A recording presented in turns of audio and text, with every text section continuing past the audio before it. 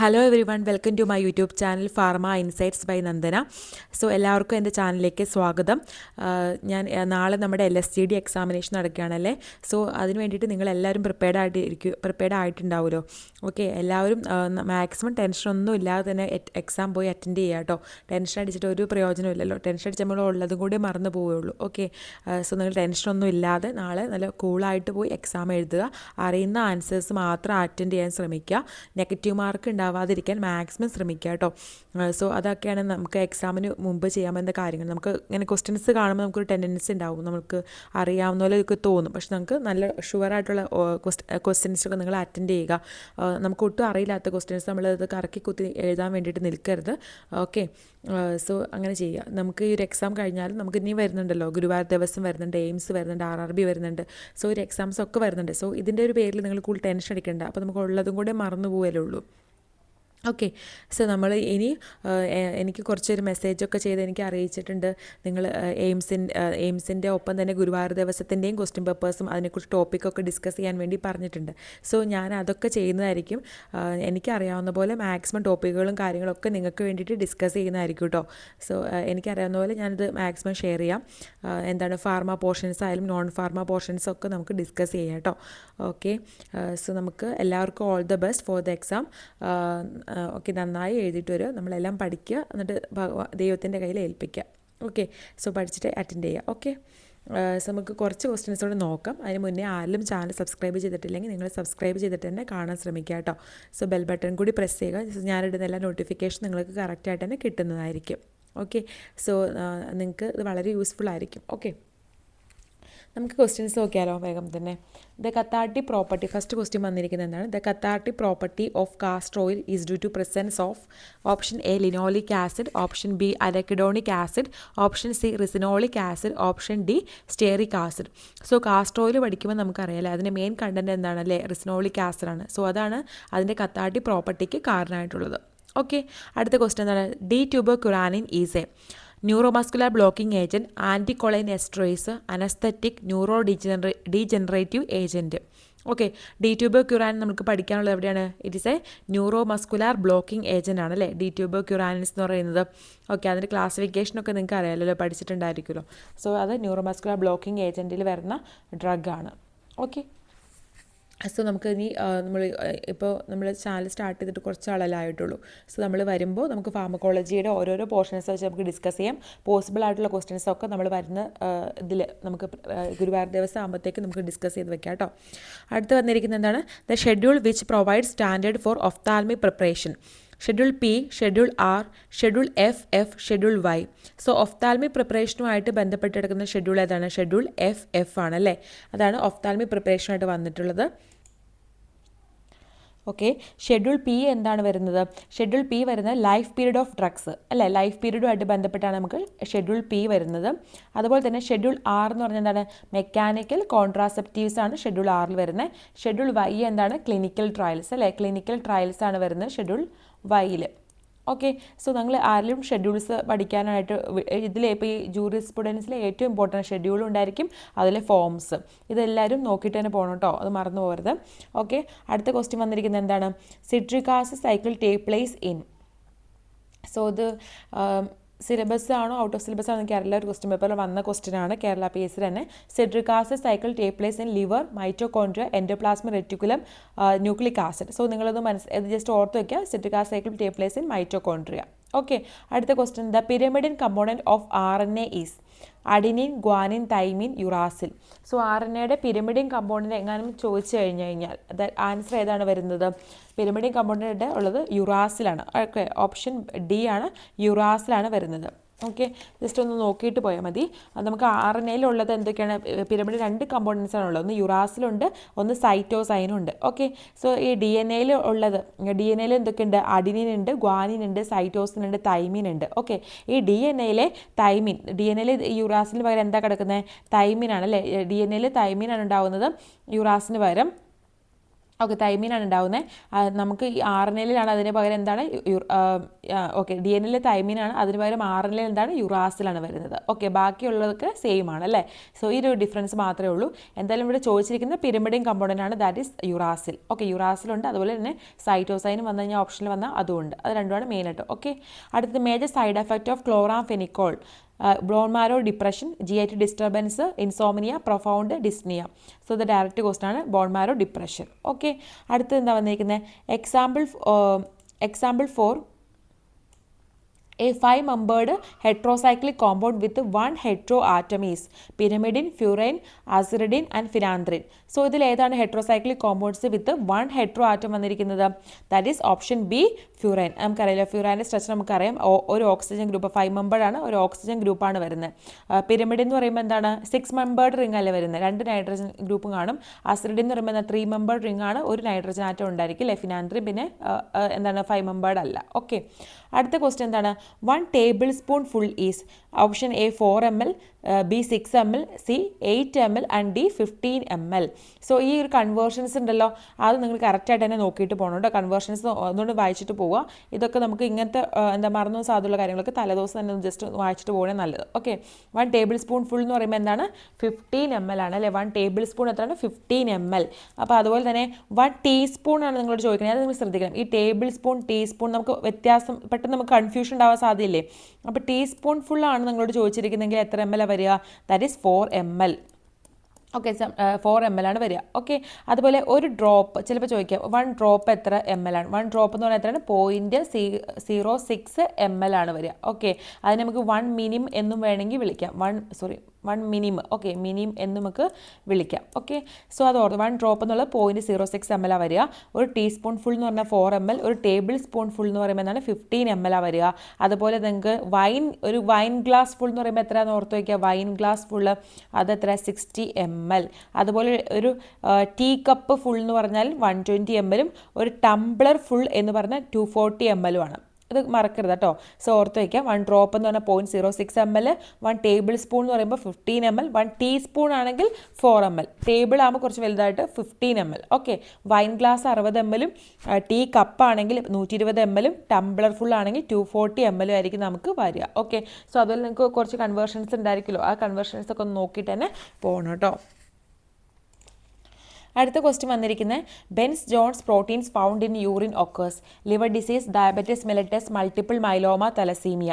So Bence Jones protein എന്ന് പറയുന്നത് കാണപ്പെടുന്നത് മൾട്ടിപ്പിൾ മൈലോമയിലാണ് കേട്ടോ.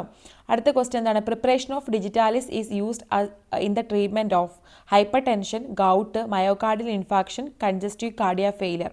എളുപ്പമല്ലേ? ഡിജിറ്റാലിസ് നമ്മൾ എവിടെയാണ് യൂസ് ചെയ്യുന്നത്? Congestive cardiac failure. അടുത്ത ക്വസ്റ്റ്യൻ എന്താണ്? Physostigmine act as a cholinergic drug by option A directly binding with nicotinic receptors, option B binding with muscarinic receptors, option C inhibiting cholinesterase enzyme, option D binding with β1 receptors അല്ലേ. So നമുക്ക് ഇവിടെ അറിയാം ഫൈസോസ്റ്റിഗ്മിൻ്റെ action എങ്ങനെയാണ് വരിക? It inhibit the cholinesterase enzyme അല്ലേ. നമ്മളത് classification പഠിച്ചപ്പോൾ നമുക്കറിയാം it's a reversible cholinesterase inhibitor ആണ്. റിവേഴ്സിബിളും മാറിപ്പോകരുത്. റിവേഴ്സിബിൾ കോളിനെസ്ട്രേസ് ഇൻഹിബിറ്റേഴ്സ് ആണ് ഫൈസോസ്റ്റിഗ്മിൻ. അതിൻ്റെ യൂസസ് എന്താണ് വരിക? It is used in the atropine poisoning അല്ലെ. നമ്മൾ പഠിച്ച അട്രോപ്പിൻ്റെ പോയിസണിങ്ങിൽ നമ്മൾ യൂസ് ചെയ്യുന്നതാണ് ഫൈസോസ്റ്റിഗ്മിൻ എന്ന് പറയുന്നത്. അതുപോലെ it is also use the treatment of എന്താണ്?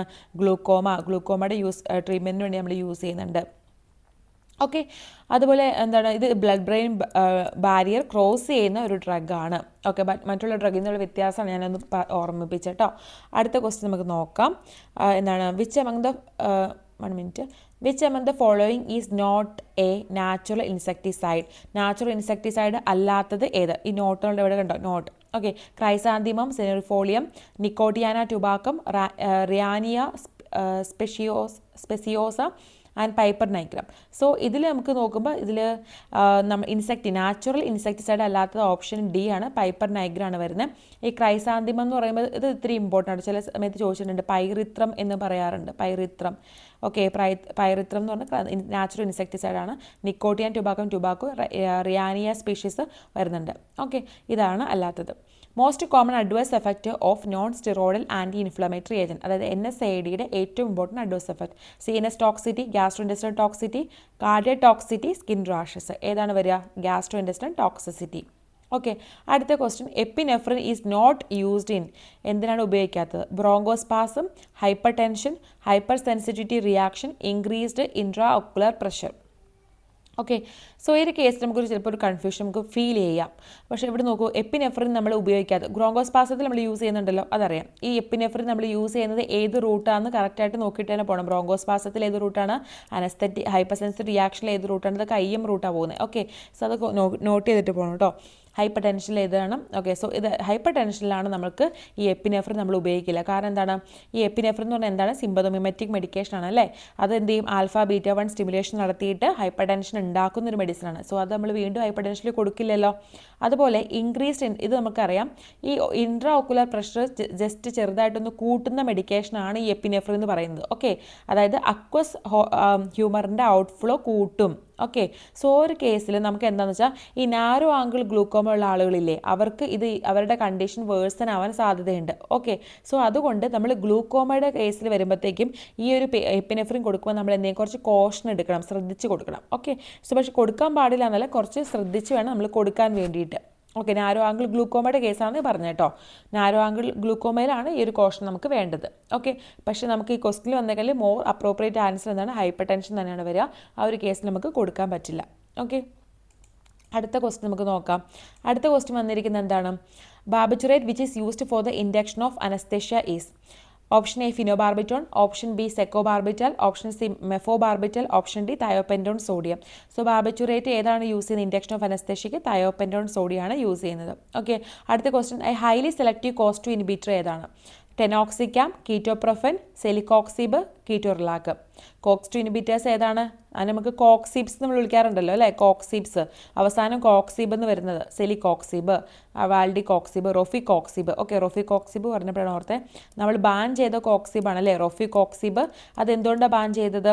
മയോകാർഡിയൽ ഇൻഫ്രാക്ഷൻ ഉണ്ടായിട്ടുണ്ട്, സ്ട്രോക്ക്, അങ്ങനത്തെ ഹാർട്ട് ഡിസീസുകൾ ഉള്ളതുകൊണ്ടാണ് അത് ബാൻ ചെയ്തിരിക്കുന്നത്, റൊഫി കോക്സിബ്. ഓക്കെ, അതൊന്ന് ഓർത്ത് വയ്ക്കാം കേട്ടോ. നെക്സ്റ്റ് ക്വസ്റ്റ്യൻ നോക്കാം. An antiviral drug used for the treatment of Parkinsonism. Amantadine, levodopa, bipyridine, selegiline. So, നമ്മൾ പാർക്കിൻസോണിസത്തിൽ ഉപയോഗിക്കുന്ന ആൻറ്റിവൈറൽ ഡ്രഗ് ഏതാണ്? അമാൻറ്റഡിൻ. ഓക്കെ, സോ ആൻറ്റിവൈറലായിട്ട് ഉപയോഗിക്കുന്നുണ്ട്, പാർക്കിൻസോണിസത്തിൽ നമ്മൾ യൂസ് ചെയ്യുന്നുണ്ട്. ഓക്കെ, അടുത്ത question, a proton pump inhibitor commonly use in the treatment of peptic ulcer. Sucralfate ഉണ്ട്, cimetidine ഉണ്ട്, aluminium hydroxide gel, omeprazole. വളരെ ഈസി ആയിട്ടുള്ള ക്വസ്റ്റ്യൻ ആണ് അല്ലേ, ക്ലാസിഫിക്കേഷൻ തന്നെയാണ് ചോദിച്ചിരിക്കുന്നത്. ആൻസർ എന്താ വരിക? Omeprazole. Okay, proton pump inhibitor. Which among the following drugs is used as an emetic? Emetic ആയിട്ട് ഉപയോഗിക്കുന്ന ഡ്രഗ് ഏതാണ്? അപ്പോമോർഫിൻ, കോഡീൻ, പപ്പാവെരിൻ, നോസ്കാപ്പിൻ. ഇതിലേതാണ് എമറ്റിക്? അപ്പോമോർഫിൻ. ഡോപ്പമിൻ റിസപ്റ്ററിൽ വന്നിട്ട് ആക്ട് ചെയ്തിട്ടാണ് ഇത് എമറ്റിക് ആയിട്ട് നമുക്ക് ആക്ട് ചെയ്യുന്നത്. ഓക്കെ, അതായത് ഇൻഡ്യൂസിങ് ഒമിറ്റിക്. ഓക്കെ, അടുത്തെന്താണ്? Antibiotic which is use as a cytotoxic agent. Cytotoxic agent ആയിട്ട് നമ്മൾ യൂസ് ചെയ്ത് ക്യാൻസർ ട്രീറ്റ്മെൻറ്റിനൊക്കെ വേണ്ടി യൂസ് ചെയ്യുന്ന ആൻറ്റിബയോട്ടിക് ഏതാണ്? Option A piperacillin, option B ampicillin, option C cloxacillin, option D actinomycin D. ഏതാ വരിക? ഓപ്ഷൻ ഡി ആക്ടിനോമൈസിൻ ഡി ആണ് വരിക. Colchium autumnale belong to the family Liliaceae, Rutaceae, Moringaceae and Rhamnaceae. So Colchicum autumnale നമുക്ക് പഠിക്കുമ്പോൾ അല്ലേ, കൊൾച്ചിയം അത് ഏത് ഫാമിലിയിൽപ്പെട്ടാണ്? ലില്ലിയേസിയ ഫാമിലിയിൽപ്പെട്ടതാണ് കൊൾച്ചിയം. Okay, so അതിൻ്റെ ആ ടെസ്റ്റുകൾ, കെമിക്കൽ ടെസ്റ്റുകൾ നിങ്ങൾ കറക്റ്റായിട്ട് ഓർത്തിട്ട് തന്നെ പോകണം. കെമിക്കൽ ടെസ്റ്റ് കൊൾച്ചിയത്തിൻ്റെ, അത് കെമിക്കൽ ടെസ്റ്റ് കൊൾച്ചിയത്തിൻ്റെ ഇമ്പോർട്ടൻ്റ് അല്ലേ. ഏതൊക്കെയാണത് ഒന്ന് പറഞ്ഞിട്ട് പോകാം അല്ലേ. നമുക്ക് ഡ്രഗിൻ്റെ ഒപ്പം നമ്മൾ എന്ത് ചെയ്യും? ഡ്രഗിൻ്റെ ഒപ്പം നമ്മൾ ഒന്ന് H2SO4 സൾഫ്യൂരിക് ആസിഡാണ് ഒഴിക്കണമെങ്കിൽ നമുക്ക് എന്ത് കിട്ടും? യെല്ലോ കളർ നമുക്ക് കിട്ടും. ഓക്കെ, ആ സമയത്ത് ഡ്രഗിൻ്റെ ഒപ്പം നമുക്ക് ഫെറിക്ലോറൈഡ് ആണ് നമ്മൾ യൂസ് ചെയ്യണമെങ്കിൽ FeCl3 അതാണ് റെഡ് കളർ നമുക്ക് കിട്ടും. ഓക്കെ, അതൊന്നും മറക്കണ്ട കേട്ടോ. സൾഫ്യൂരിക് ആസിഡാണ് ഒഴിക്കണമെങ്കിൽ യെല്ലോ കളർ, ഫെറിക്ലോറൈഡ് ആണ് ഒഴിക്കണമെങ്കിൽ റെഡ് കളറായിരിക്കും കിട്ടുക. അത് എന്തിനാണ് യൂസ് ചെയ്യുന്നത്? For the treatment of gout. അതുപോലെ എന്താണ്? ആൻറ്റി ട്യൂമർ ആക്ടിവിറ്റി ഉണ്ട് കേട്ടോ. മറക്കണ്ട, ആൻറ്റി ട്യൂമർ ആക്ടിവിറ്റി നമുക്ക് ഇതിനുണ്ട്. അതുപോലെ it is also used for the polyploidy, അതായത് ക്രോമസോം നമ്പർ കൂട്ടാൻ വേണ്ടിയിട്ട് നമ്മൾ ഈ ഹോർട്ടിക്കൾച്ചറിലൊക്കെ. Okay, polyploidy. ഓക്കെ, പോളിപ്ലോയിഡിക്ക് വേണ്ടി നമ്മൾ യൂസ് ചെയ്യുന്നുണ്ട്, ഇൻഡ്യൂസിങ് പോളിപ്ലോയിഡി. ഓക്കെ, അന്ന് ജസ്റ്റ് ഞാൻ പറഞ്ഞെന്നുള്ളൂ ഇതിൻ്റെ ഒപ്പം. Okay, the act which control the advertisement of certain drugs. ചില ഡ്രഗ്സിൻ്റെ അഡ്വർടൈസ്മെൻറ്റ് കൺട്രോൾ ചെയ്യുന്ന ആക്ട് ഏതാണ്? ഡ്രഗ് ആൻഡ് മാർച്ച് റെമഡീസ് ആക്ട് 1955. എല്ലാ ആക്ടിൻ്റെയും ഇയർ കറക്റ്റായിട്ട് പഠിച്ചിട്ട് പോണേ. Insecticide act 1968, pharmacy act 1948, poison act 1990. So ഇതിൽ നമുക്ക് അഡ്വർടൈസ്മെൻറ്റ് നമ്മൾ കൺട്രോൾ ചെയ്യുന്ന act drug and magic remedies act 1955. Okay, kwashiorkor is a disease associated with deficiency of. Kwashiorkor, marasmus ഒക്കെ പഠിച്ചിട്ടുണ്ടല്ലോ അല്ലേ. അതിന് ക്വാഷിയോക്കർ എന്തിൻ്റെ ഡെഫിഷ്യൻസിയാണ്? വൈറ്റമിൻ B12 ആണോ, വൈറ്റമിൻ D ആണോ, കാർബോഹൈഡ്രേറ്റ് ആണോ, പ്രോട്ടീൻ ആണോ? ക്വാഷിയോക്കർ എന്ന് പറയുന്നത് പ്രോട്ടീൻ ഡെഫിഷ്യൻസി വരുമ്പോൾ ഡിസീസാണ്. മരാസ്മസ് എന്താണ്? അപ്പോൾ മരാസ്മസ് എന്ന് പറഞ്ഞാൽ പ്രോട്ടീൻ പ്ലസ് കാർബോഹൈഡ്രേറ്റ് ഡെഫിഷ്യൻസി വരുമ്പോഴുള്ള ഡിസീസാണ്. ഓക്കെ, എല്ലാത്തിനോടും ഡെഫിഷ്യൻസി വരുമ്പോഴാണ് മരാസ്മസ് വരുന്നത് കേട്ടോ. ഓക്കെ, അടുത്ത ക്വസ്റ്റ്യൻ നമുക്ക് നോക്കാം. അടുത്ത ക്വസ്റ്റ്യൻ വന്നിരിക്കുന്നതാണ് type of emulsions may be determined by leakage test, conductivity test, toxicity test, bubble point test. So type of emulsions കണ്ടുപിടിക്കാൻ നമ്മൾക്ക് ഏത് ടെസ്റ്റ് നമ്മൾ യൂസ് ചെയ്യുന്നത്? കണ്ടക്ടിവിറ്റി ടെസ്റ്റ് അല്ലേ. അല്ലെങ്കിൽ വേറെ എന്തൊക്കെ ടെസ്റ്റ് നമ്മൾ പഠിക്കാനുണ്ട്? ഡൈല്യൂഷൻ ടെസ്റ്റ് ഓർമ്മയില്ലേ? ഡൈല്യൂഷൻ ടെസ്റ്റ് ഉണ്ട്, ഡൈ ടെസ്റ്റ് ഉണ്ട്, അതുപോലെ ഫ്ലൂറസെൻസിൻ്റെ ടെസ്റ്റ് ഉണ്ട്. ഇതൊക്കെയാണ് നമ്മൾ യൂസ് ചെയ്യുന്നത്. ഓക്കെ, അടുത്ത question drugs coloured, coated, powdered or polished to conceal damage or to appear to be better therapeutic value than they really are is called. So ഇത് definition ഞാൻ പറഞ്ഞതല്ലേ. ഈ ഇതിൻ്റെയൊക്കെ ഡെഫിനേഷൻ കറക്റ്റായിട്ട് പഠിച്ചിട്ട് വേണം കേട്ടോ. അത് എന്നാലേ നിങ്ങൾക്കത് കിട്ടത്തുള്ളൂ. So spurious drug, misbranded drug, adulterated drug, reprocessed drug. So ഇതിലേതിൻ്റെ ഡെഫിനേഷനാണിത്? മിസ്ബ്രാൻഡഡ് ഡ്രഗ് അല്ലേ, മിസ്ബ്രാൻഡഡ് ഡ്രഗ് ആണിത്. ഓക്കെ, സോ സോ നമ്മൾ 25 ക്വസ്റ്റ്യൻസ് ഇപ്പോൾ ഡിസ്കസ് ചെയ്തിട്ടുണ്ട്. നിങ്ങൾക്ക് എല്ലാവർക്കും മനസ്സിലായെന്ന് വിചാരിക്കും. ഞാൻ കുറച്ച് സ്പീഡിലാണ് പറഞ്ഞിട്ടുള്ളത്. ഓക്കെ, നമ്മൾ മാക്സിമം എല്ലാവർക്കും all the best for the exam. നമുക്ക് വരുന്ന ദിവസങ്ങളിൽ നമുക്ക് നാളെ തൊട്ട് എയിംസിൻ്റെ ഡെയിലി 20 ക്വസ്റ്റ്യൻസ് നമ്മൾ ഡിസ്കസ് ചെയ്യുന്നുണ്ട് കേട്ടോ. നോൺ ഫാർമ പോർഷൻസ് നമുക്ക് ഡിസ്കസ് ചെയ്യാം. സോ അതുപോലെ തന്നെ ഗുരുവായൂർ ദിവസത്തിന് വേണ്ടിയിട്ടുള്ള വരുന്നതിന് നമുക്ക് മാക്സിമം ടോപ്പിക്ക് തന്നെ കവർ ചെയ്ത് നോക്കാം കേട്ടോ. പറ്റുന്ന പോലെ എനിക്കറിയാവുന്ന പോലെയൊക്കെ ഞാൻ പറഞ്ഞുതരാം നിങ്ങൾക്ക് എല്ലാവർക്കും. സോ ടോപ്പിക്കെല്ലാം നമുക്ക് നോക്കാം. മാക്സിമം ക്വസ്റ്റ്യൻ പേപ്പറൊക്കെ നോക്കിയിട്ട് തന്നെ നമുക്ക് പോകാം. Okay, so thank you for your support. കുറേ പേര് സബ്സ്ക്രൈബ് ചെയ്തിട്ടുണ്ട് ചാനൽ ഇപ്പോൾ പുതിയതായിട്ട്. എല്ലാവർക്കും നന്ദി. സോ ഞാൻ വീണ്ടും എല്ലാവരും സപ്പോർട്ട് പ്രതീക്ഷിക്കുന്നു കേട്ടോ. Thank you very much.